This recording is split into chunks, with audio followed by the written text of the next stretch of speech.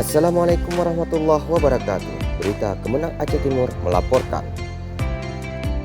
Sukseskan tasyakuran ibadah haji tahun 1445 Hijriah 2024 Masehi dan doa bersama jemaah haji Kabupaten Aceh Timur.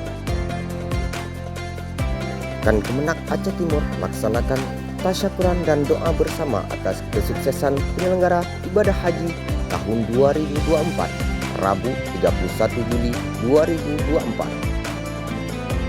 Kegiatan tersebut berlangsung di Masjid Agung Darussalihin, dihadiri oleh Kemenang Aceh Timur beserta jajaran Kepala KUA Kecamatan, Kepala Madrasah, Ketua IPHI, dan jemaah haji tahun 2024. Suksesnya haji tahun 1445 Hijriah mencerminkan perencanaan yang baik, kerja keras dan kolaborasi yang dilakukan oleh pemerintah dan pihak terkait untuk memastikan keselamatan dan kenyamanan para jemaah haji.